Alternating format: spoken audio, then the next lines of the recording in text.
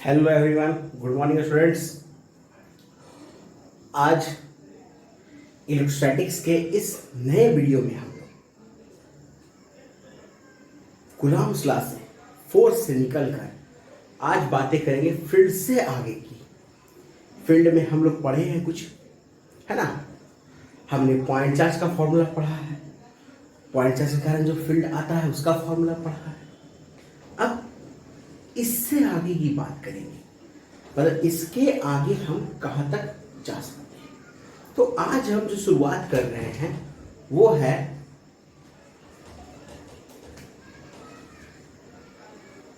Electric field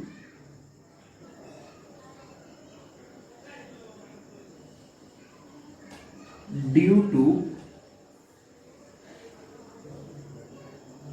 line charge. Electric field due to line charge, ठीक है। देखो, line charge के लिए जब भी इलेक्ट्रिक फील्ड निकालने की बातें होंगी तो दो तरह से फाइंड आउट किया जा सकता है, ठीक है। इनफाइनाइट वाले फाइनाइट लेंथ है तो उस पर हम लोग निकालेंगे लाइन चार्ज का, जो भी हम लोग यहाँ देखेंगे। जब इनफाइनाइट लेंथ की बात होगी तो उसको गॉस थ्योरम से भी फाइंड आउट किया जा सकता है और उसको जनरल केस में भी फाइंड आउट कर सकते हैं हम लोग, ठीक है। तो यहां हम लोग अभी जो पहला देखेंगे वो फाइनाइट लेंथ के लिए देखेंगे।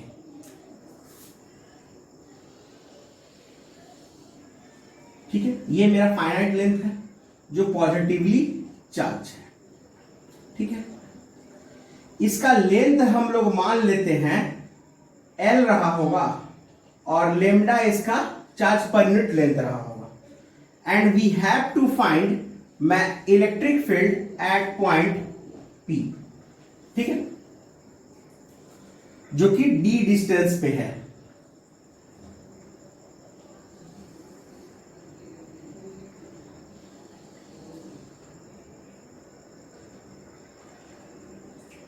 ये एंगल हम लोग देख लेते हैं, ये ऊपर वाला जो इसका पोर्शन है ये अल्फा एंगल फॉर्म कर रहा है और ये जो है आपका lower bottom beta angle form कर रहा है, ठीक है।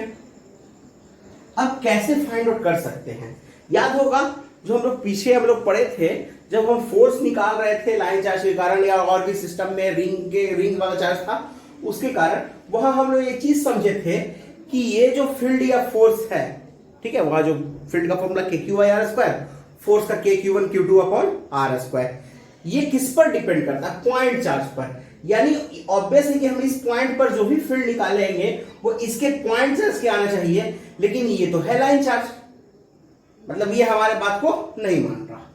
करेंगे क्या, इसका एक छोटा सा पॉइंट चार्ज लेंगे।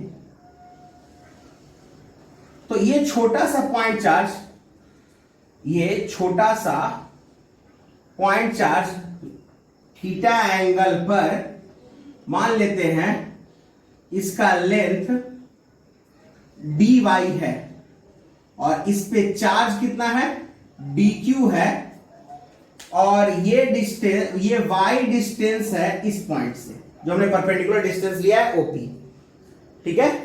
O से कितने डिस्टेंस पे है, y डिस्टेंस पे एक छोटा सा एलिमेंट लिए हैं dy लेंथ का, जिसपे चार्ज कितना है मेरा, dq है।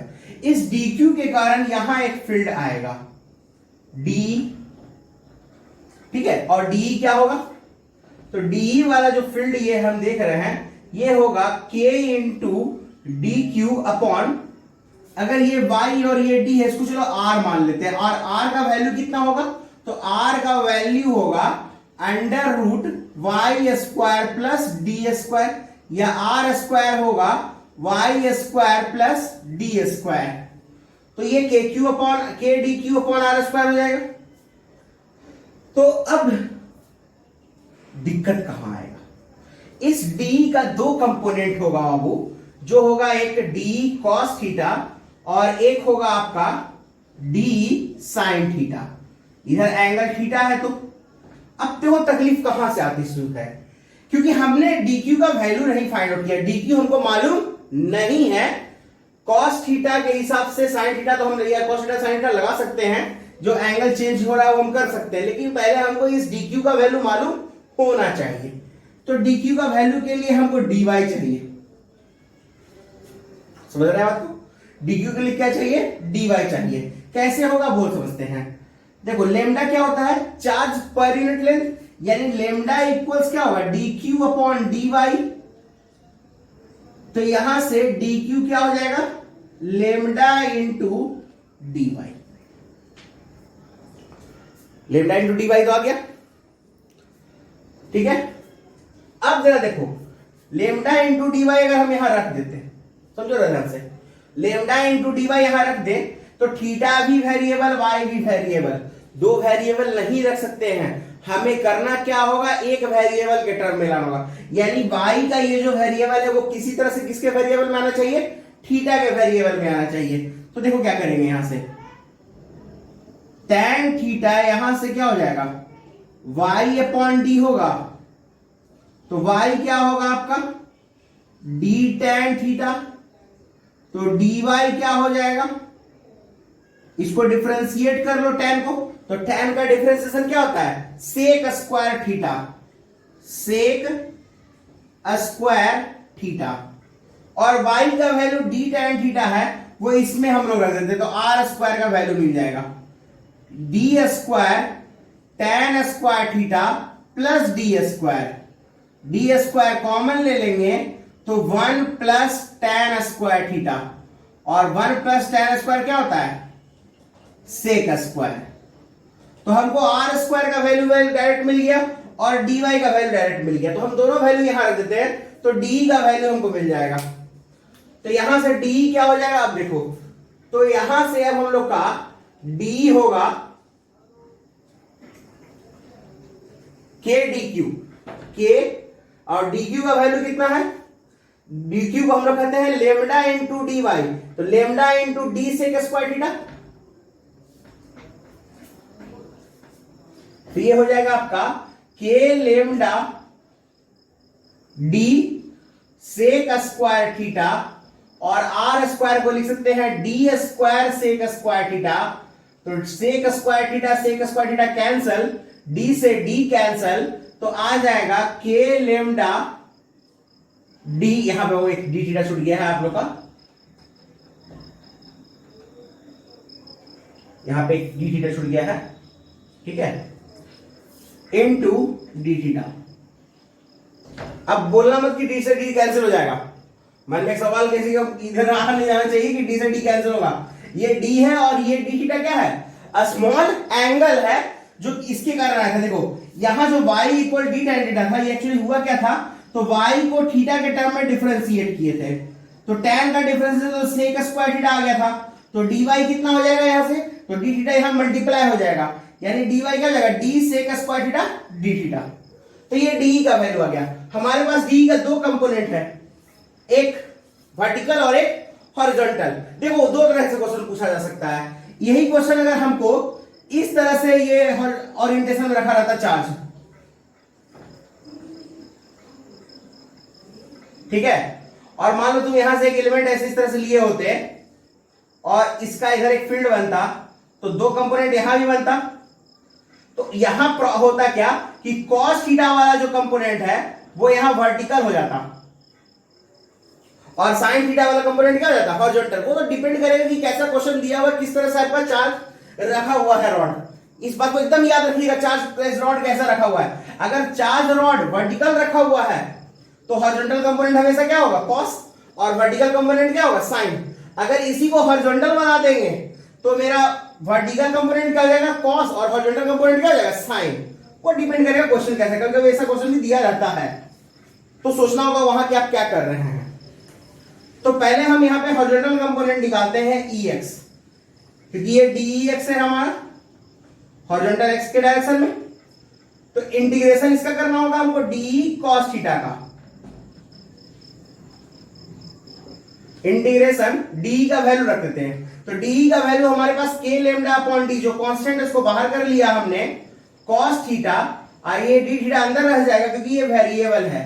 अब देखना है कि एंगल का वैल्यू कहां से कहां तक चेंज कर रहा है। अगर आप एंगल के वैल्यू को ध्यान से देखिएगा, एक बीटा है और एक अल्फा है, जिसमें से बीटा आपका क्लॉकवाइज है और अल्फा आपका एंटी क्लॉकवाइज है, तो यानी ये हो जाएगा आपका निगेटिव और ये हो जाएगा पॉजिटिव।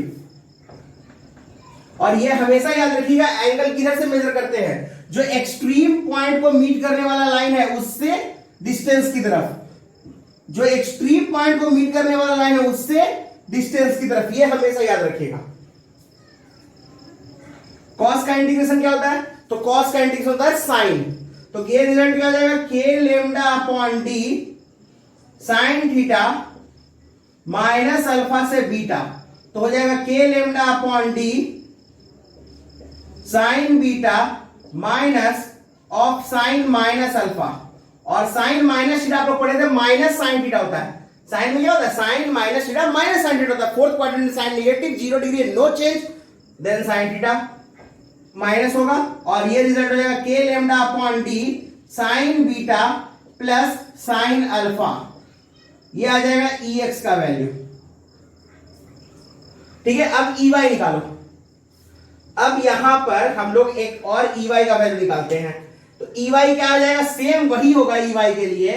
ई वाई के लिए क्या करेंगे, ये जो भी कॉस का इंटीग्रेशन हुआ है वो किसके लिए होगा, साइन के लिए, यानी जो इंटीग्रेशन हमारा कॉस था वो साइन हो जाएगा। रिजल्ट क्या लिखाएगा, K lambda upon D minus beta से alpha sine theta D theta, sine का integration minus cos K lambda upon D, ये रिजल्ट क्या हो जाएगा, माइनस को तो बाहर ही कर लिया हमने, माइनस बीटा अल्फा, यानी रिजल्ट हो जाएगा माइनस के lambda upon D into cos alpha minus of cos minus beta, और आपको मालूम है कि फोर्थ क्वाड्रेंट में कॉस पॉजिटिव होता है, तो कॉस माइनस बीटा क्या कहलाएगा, कॉस बीटा ही कहलाएगा, तो रिजल्ट हो जाएगा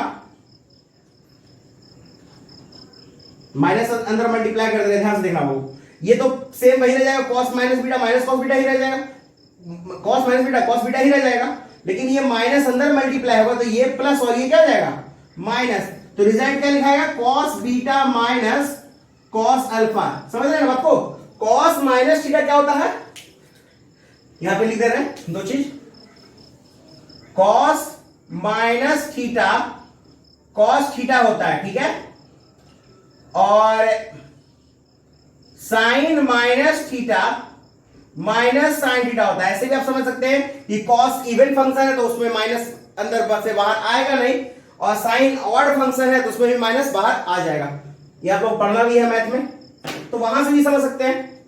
तो cos minus beta cos beta ही रह गया था, ठीक है ना, लेकिन ये माइनस अंदर से मल्टीप्लाई हो गया, ये रिजल्ट आएगा। हमारे पास दो इक्वेशन मिल रहा है, एक इक्वेशन 1 एक्स डायरेक्शन के लिए और एक इक्वेशन 2 आपका वाई डायरेक्शन के लिए। नोट करिए, आगे हम लोग इसके लिए ई का वैल्यू निकालते हैं।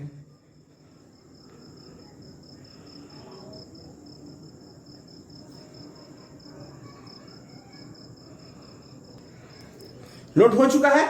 अब देखिए जो रिजल्टेंट इलेक्ट्रिक फील्ड होगा इन दोनों का, ई एक्स और ई वाई का, दोनों एक दूसरे के 90 डिग्री में है ना, यानी रिजल्टेंट करने के लिए क्या करना होगा, दोनों को स्क्वायर करके ऐड करना होगा, यानी ई जो आएगा वो ई एक्स का स्क्वायर प्लस ई वाई का स्क्वायर होगा।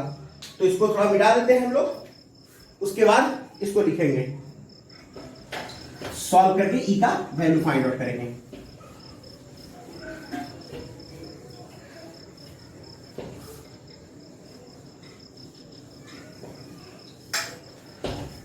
अब देखिए ई के लिए हम क्या बोले थे जस्ट आपको, अंडर रूट ई एक्स का स्क्वायर प्लस ई वाई का स्क्वायर। क्यों हुआ, क्योंकि दोनों एक दूसरे के 90 डिग्री पर है। ई एक्स का वैल्यू, ई एक्स के वैल्यू में के लेमडा अपॉन डी का whole square into sine square beta plus sine square alpha plus 2 sine alpha into sine beta. अब साथ में इसका भी स्क्वायर होगा, तो के लेमडा अपॉन डी का होल स्क्वायर इंटू क्या हो जाएगा, cos square alpha plus cos square beta minus 2 cos alpha into cos beta. Note हो गया। अब देखिए इन दोनों में क्या कॉमन है, तो इन दोनों में के लेमडा अपॉन डी का होल स्क्वायर कॉमन दिख रहा है, यानी ई का वैल्यू जो आएगा वो क्या होगा, के लेमडा अपॉन डी तो बाहर कर लिया हमने, जो कॉमन में आया था, क्योंकि स्क्वायर है, स्क्वायर से बाहर आके ये हो गया रिजल्ट आउट। अब देखो इन दोनों में, sign square alpha plus cos square alpha 1, sign square beta plus cos square beta 1, तो एक और एक कितना हो जाता है, 2। ठीक है, अब इन दोनों में जैसे वैसे ही एज इट इज उतारते हैं, उसके बाद इसमें कुछ करेंगे हम लोग।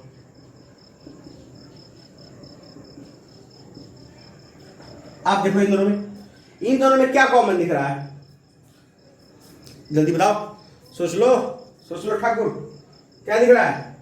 तो इन दोनों में 2 कॉमन दिख रहा है। अब बोलना इसमें मत बोल देना, इसका बाद में काम करेंगे। तो के लेमडा अपॉन डी, 2 को तो रहने दो, लेकिन हमारा मन कर रहा ना -2 कॉमन ले लेते हैं, काहे इतनी अच्छा लगा है। -2 कॉमन लेंगे तो क्या फायदा होगा, cos alpha into cos beta positive रहेगा, हाई वाला निगेटिव आ जाएगा, क्या आएगा, निगेटिव। तो एक फॉर्मूला सेट हो जाएगा, तभी देखिएगा। तो -2 यदि कॉमन ले लेते हैं हम लोग, तो रिजल्ट क्या होगा, cos alpha into cos beta minus sign alpha into sine beta. तनी ध्यान से देखिए, वो फॉर्मूला आ गया, वो फॉर्मूला है हमारा cos A into cos B minus sine A into sine B, that is cos A plus B.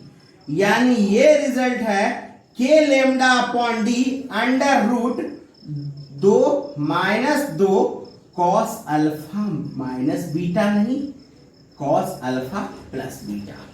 पढ़े होंगे ये फॉर्मूला आप लोग, थोड़ा सा याद होगा आपको, ट्रिगोमेट्री पढ़ना क्लास 11th में पढ़े हैं, अतः देख लीजिए, पढ़े हैं आप फॉर्मूला। तो के लेमडा अपॉन डी, इन दोनों में 2 कॉमन ले लीजिए, क्या आएगा, 1 minus cos alpha plus beta. अब देखो तो इसको पढ़े हो कहीं, कुछ याद आ रहा है का, देखो कुछ याद आ रहा है तो बताओ, सोचो। नहीं याद आ रहा है, चलो ठीक है, नहीं याद आ रहा है तो हम बताते हैं। अगर नहीं याद आ रहा है तो ध्यान से देखना, 1 माइनस कॉस थीटा का एक फॉर्मूला था 2 साइन स्क्वायर थीटा बाई 2, याद आ रहा है कुछ? देखो तो कुछ याद आ रहा है?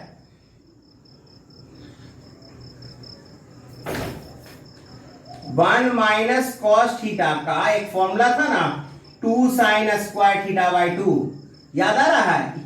आई वाला भी ट्रिको में था फॉर्मूला। अब बेसिक मैथ में भी पढ़े हैं आप लोग, तो देखिए इसको, तो ई कितना हो गया आपका, के lambda upon D 2 into 2 sign square alpha plus beta by 2। तो के का वैल्यू रख देते बाबू, ऐसे ही रख दो, कोई करते हैं, के lambda upon D into 2 sine alpha plus beta by 2, यानी ई का रिजल्ट आ गया 2k lambda by D sign alpha plus beta by 2। Note कर लो इसको, नोट कर लो, ये रिजल्ट होगा आपका इलेक्ट्रिक फील्ड का। ये सिर्फ इलेक्ट्रिक फील्ड का रिजल्ट आया है। आपसे एक चीज और पूछा जा सकता है कि ये इलेक्ट्रिक फील्ड किस डायरेक्शन में होगा, सवाल उठ सकता है कि ये इलेक्ट्रिक फील्ड किस डायरेक्शन में होगा, वो सॉल्व करने के लिए।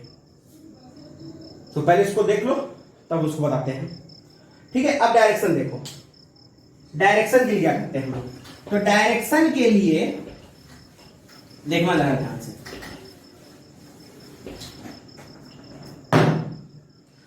मान लो इधर आपका EX था और इधर आपका EY था, याद है ना? और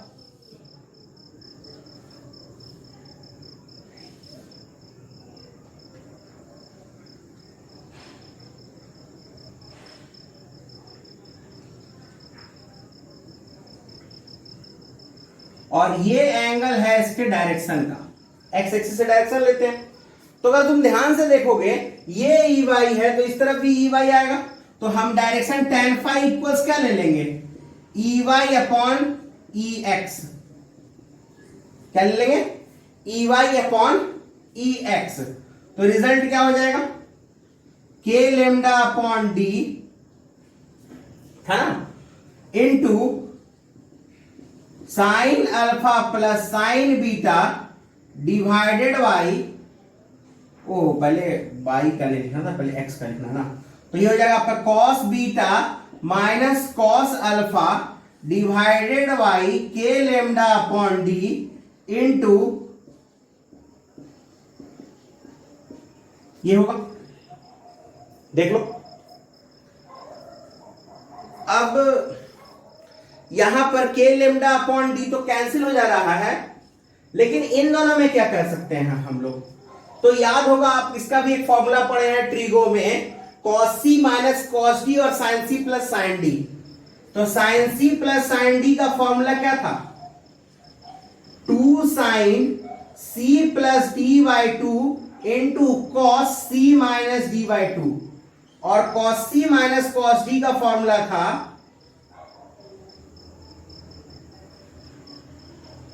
minus 2 sin c plus D by 2 into sign c minus D by 2।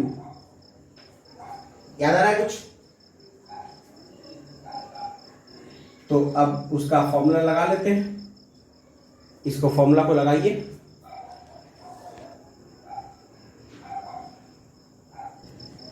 या इसी को हम लोग क्या लिख सकते हैं,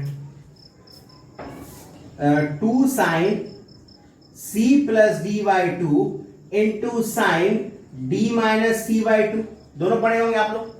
तो अब देखिए इसको, इसमें आइए, तो ये क्या हो जाएगा,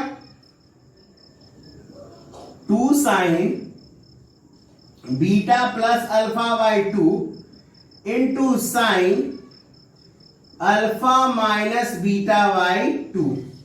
अब इसमें आइए, ये क्या होगा, 2 sine alpha plus beta by 2 into cos alpha minus beta by 2, ये पूरा का पूरा टर्म कैंसल, और ये क्या आ जाएगा, tan फाई इक्वल्स, रिजल्ट क्या आ जाएगा, tan phi equals tan alpha minus beta by 2, यानी ये फाई आ जाएगा आपका अल्फा माइनस बीटा बाई 2, अगर एक्यूट एंगल रहेगा तब।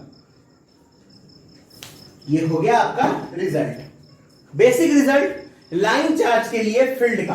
फील्ड का फॉर्मूला क्या आ गया हमारा, E equals 2k lambda by D sign alpha plus beta by 2, और जो बेसिक एंगल है हमारा वो tan फाई इक्वल्स कितना आ गया, tan alpha minus beta by 2। इन दोनों को याद रखना है आपको। अब इस पे हम लोग कुछ और कंडीशंस देखेंगे इसका।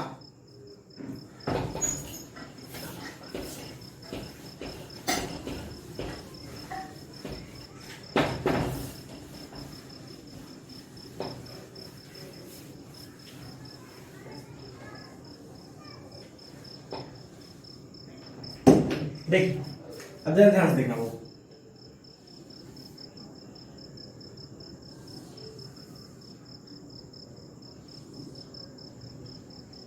ठीक है, यहां ये एंगल था हमारा अल्फा और ये एंगल था बीटा, और ई का वैल्यू हमने कितना लिखा है, 2k lambda upon D sign alpha plus beta by 2। कहने का मतलब कि ये टोटल एंगल का हाफ हमको वहां लेना है, समझ रहे हैं ना बात को, टोटल एंगल का हाफ वहां लेना है। क्लियर है, ठीक है, कोई दिक्कत। जब भी लाइन चार्ज रहेगा कैसा भी शेप, आपको कोशिश क्या करना है, टोटल एंगल का हाफ लेना है रिजल्ट में, ठीक है। अब देखिए जैसे इसके बेसिस पे कैसे क्वेश्चन दिया रह सकता है आप लोग। मान लो एक क्वेश्चन है, इसी क्वेश्चन को हम थोड़ा सा इंप्रूव करते हैं और इस पे और भी बहुत कंडीशन देंगे। मान लो एक परपेंडिकुलर बाइसेक्टर पे ले लिए, कहां ले लिए, परपेंडिकुलर बाइसेक्टर पे ले रहे हैं, ठीक है। परपेंडिकुलर बाइसेक्टर पे कहने का मतलब ये एंगल और ये एंगल दोनों सेम हो जाएगा, यानी यहां पर अल्फा बराबर बीटा बराबर थीटा हो जाएगा, तो E इक्वल्स क्या हो जाएगा, 2k lambda upon D by D sine 2 theta by 2, theta plus theta 2 theta, 2 से 2 कैंसल, तो रिजल्ट आ जाएगा आपका 2k lambda by D into sine theta. अब साइन थीटा का वैल्यू कैसे निकालेंगे? ये पूरा रॉड कितने लेंथ का था? L का, और आपने क्या लिया? परपेंडिकुलर बाइसेक्टर पर, मतलब कि ये डिस्टेंस जो है आपका L/2 है और ये D, तो ये अंडर रूट कितना हो जाएगा? D² प्लस L² अपॉन 4, और साइन थीटा क्या होता है? परपेंडिकुलर अपॉन हाइपोटेनस, तो रिजल्ट क्या हो जाएगा? 2k lambda upon D sine theta का रिजल्ट L/2 अंडर रूट में क्या हो जाएगा? 4 कर लेते तो क्या हो जाएगा? ये 4d² प्लस L² बाई 2, 2 कैसे?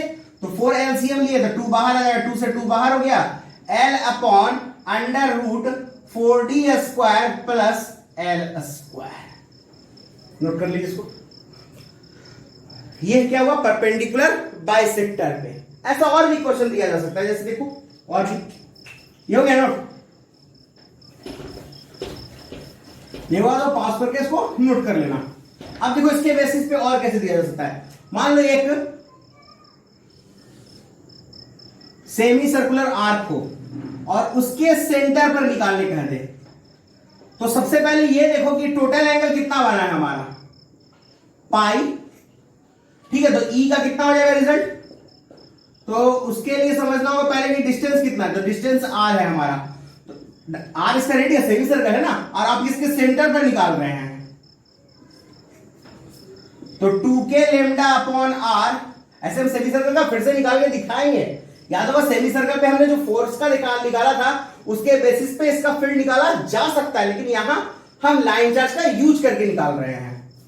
इनटू कितना हो जाएगा? Sign pi upon 2, total angle तो पाई ही है हमारा, और यहां टोटल एंगल कितना था? अल्फा प्लस बीटा, और साइन 90 का वैल्यू कितना होता है? 1, तो 2k लेमडा अपॉन आर, ये इसका रिजल्ट आ गया। क्लियर है? और क्वेश्चन देखो कैसे दिया जा सकता है इसमें।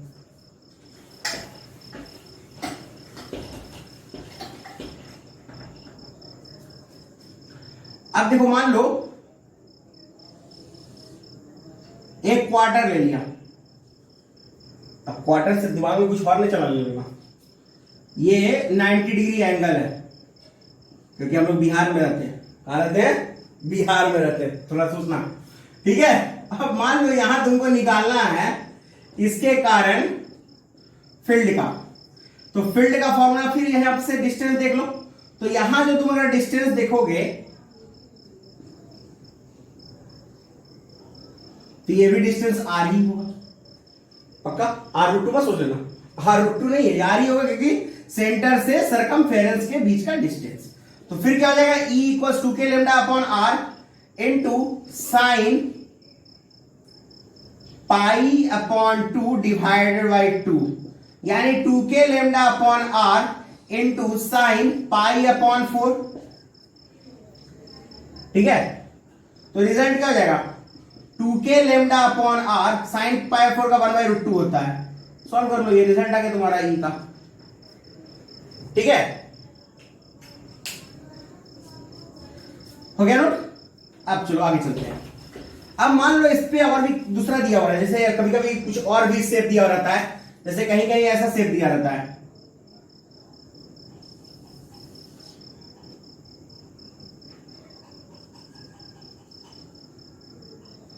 ये 3 क्वार्टर है, ठीक है। इस पे क्या करेंगे हम लोग?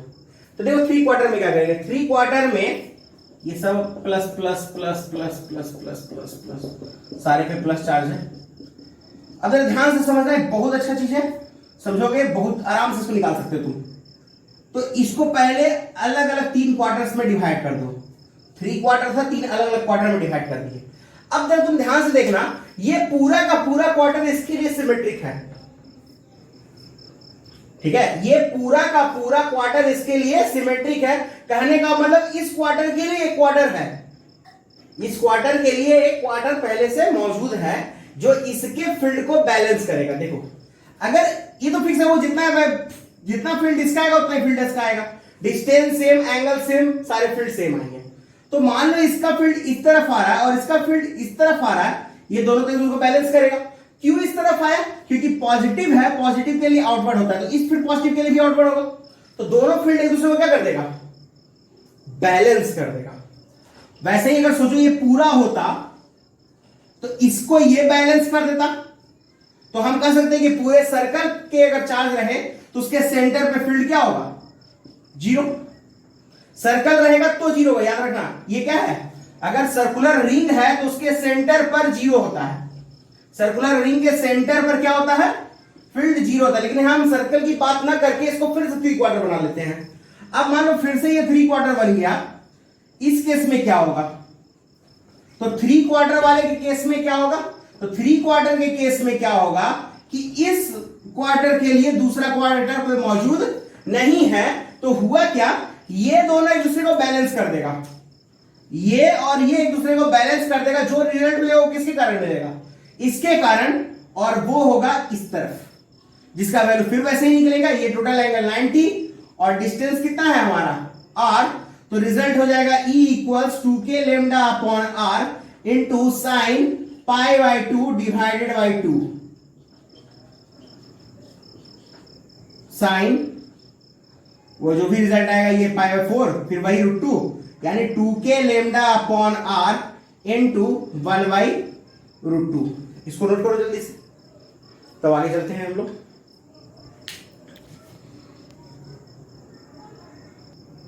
हाँ, तो ये हो गया आप लोग का नोट। अब देखो इसमें तुम्हारा और क्या दे सकता है। मान लो इसी में इसी टाइप के क्वेश्चन में अगर आर्क दे दे तो क्या करेंगे? मान लो एक आर्क हो जिसके सेंटर पर तुमको फाइंड आउट करना है फील्ड का, फिर सेंटर पे ही फाइंड आउट करना है। तो टोटल एंगल देख लो, टोटल एंगल जिस तो आर्क का मालूम होगा हमको, थीटा, और इस पॉइंट पर निकालना है परपेंडिकुलर, जो यहां से डिस्टेंस लेंगे ये आपका आर ही होगा। तो ई का रिजल्ट कितना आ जाएगा? फिर 2k lambda upon R, total angle theta है तो साइन θ/2। फाइनाइट वाले में आप आराम से इसको सॉल्व कर सकते हैं इस सारे कंडीशन पे। लेकिन तकलीफ कब होगा? जब क्वेश्चन में इनफाइनाइट दिया हो, और एक और क्वेश्चन इसमें हो सकता है, उसको हम इनफाइनाइट के बाद बताएंगे आपको, वो क्या हो सकता है वो बताते हैं। ये हो गया नोट। एक क्वेश्चन जो पूछा जाता है जनरली, कभी कभी रहता है बुक में भी इस टाइप का, सेमी इनफाइनाइट नहीं है ये सिर्फ फाइनाइट है और आपको कुछ इस तरह से फील्ड निकालना है। मान लो वही लेंथ L का रॉड है और ये D डिस्टेंस है, यानी इस बार जो डिस्टेंस मेजर किया गया है वो परपेंडिकुलरली मेजर किया गया है, लेकिन इसके एक एंड से, इसके पहले जो हम लोग मेजर कर रहे थे वो एक पार्टिकुलर किसी पॉइंट से मेजर करके इस तरह से एंगल हमने देखा था, है ना। तो इस टाइप के क्वेश्चन को कैसे देखते हैं तो वो इनफाइनाइट के बाद हम बताएंगे, ठीक है। इसको भी बनाएंगे, लास्ट में देख लीजिएगा इसको। लास्ट में क्या हो सकता है उसको पहले ही आ जाए, लेकिन देखना होगा, देखिएगा, ठीक है। पहले इनफाइनाइट वाला देखते हैं। इनफाइनाइट के लिए होगा फॉर, पहले चलो लॉन्ग वायर के लिए, फॉर लॉन्ग वायर, ठीक है। मान लो ये बहुत बड़ा वायर है L लेंथ का, और यहां पर हम लोग मेजर कर रहे हैं, यही मेजर किए थे हम लोग ऐसे ही। ये हमारा अल्फा एंगल था और ये बीटा एंगल था, याद होगा आप लोगों को।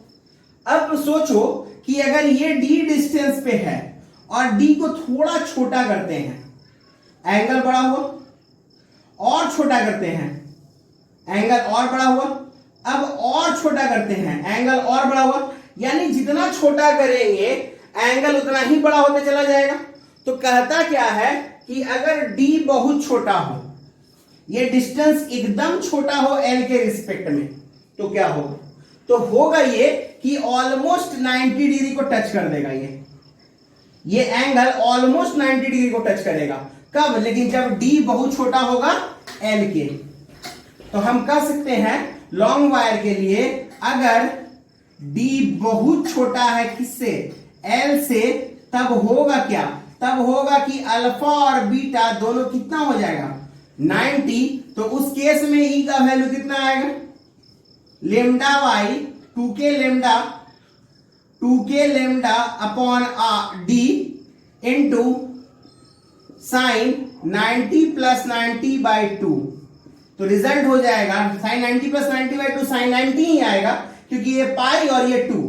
तो रिजल्ट हो जाएगा 2k lambda y D into sine π/2। तो रिजल्ट हो जाएगा 2k लेमडा वाई डी।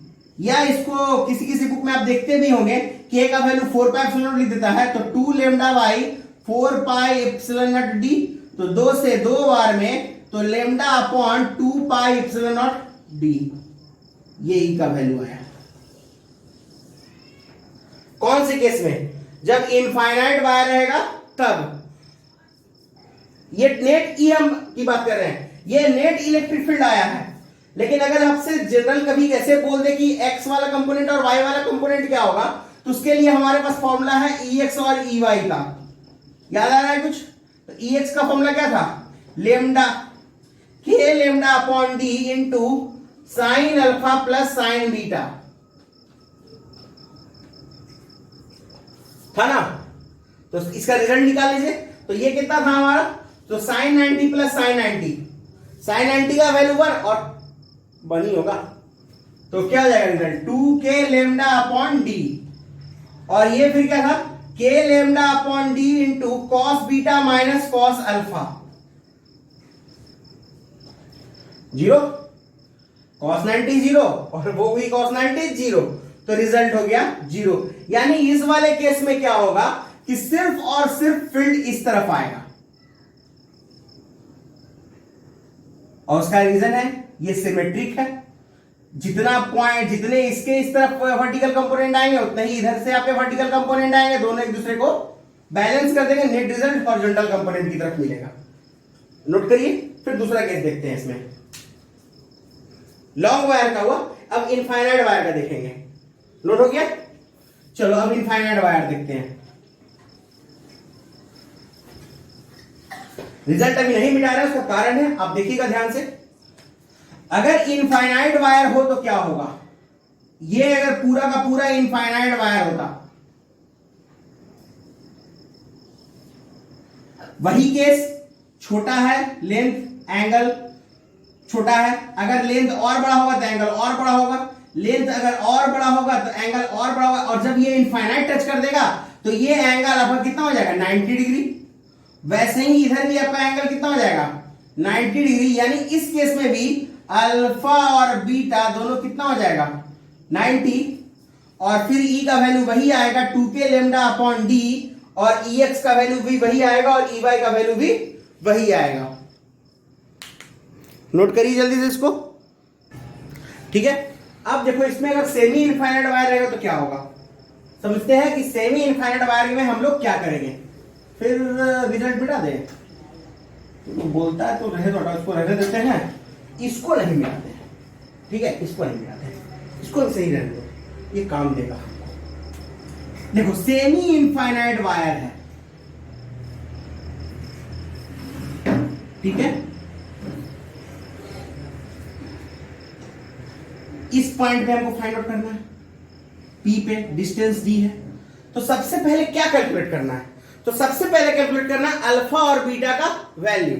तो अगर तुम ध्यान से देखोगे, इस तरफ हमारा था तो ये बीटा का वैल्यू हुआ करता था एक जमाने में ये बीटा हुआ करता था।